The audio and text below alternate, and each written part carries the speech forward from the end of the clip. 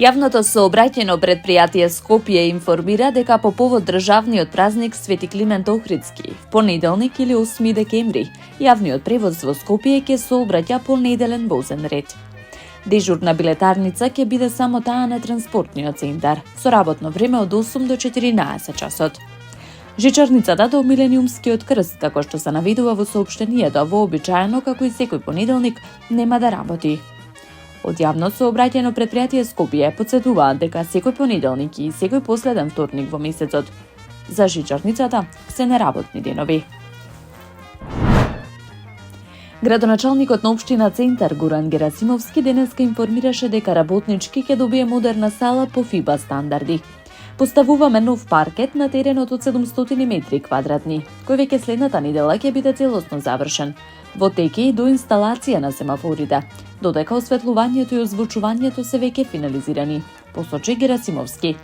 Салата додава е целосно енергетски ефикасна, со подно грејење, современ систем за ладење, грејење и проветрување, нови трибини, црвено-бел амбиент во боите на КК работнички, со облекувални простории за судии, медицинска и допинг контрола, како инклузивни тоалети со пристапна рампа.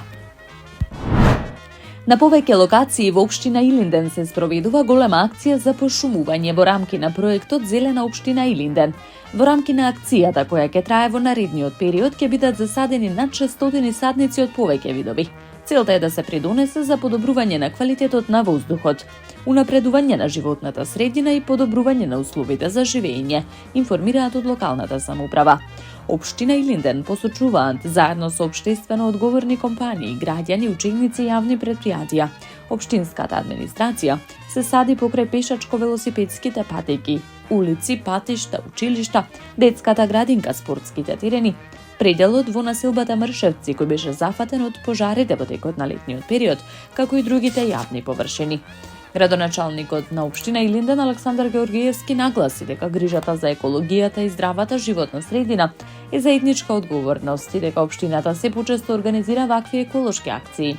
Со проектот се настојува да се создаде почиста и позелена општина и да се подигне еколошката свест кај населението.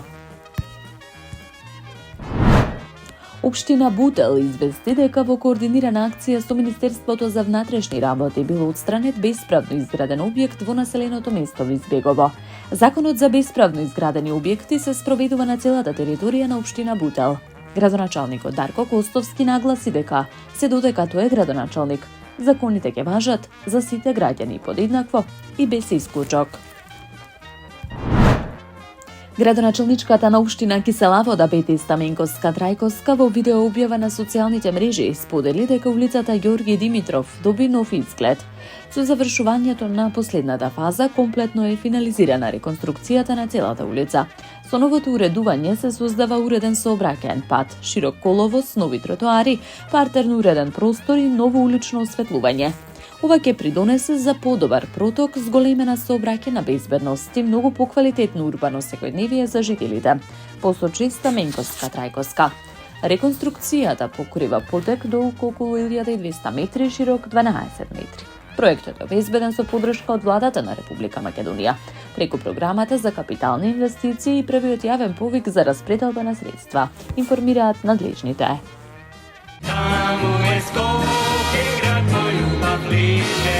Што ми расу тесни, вечно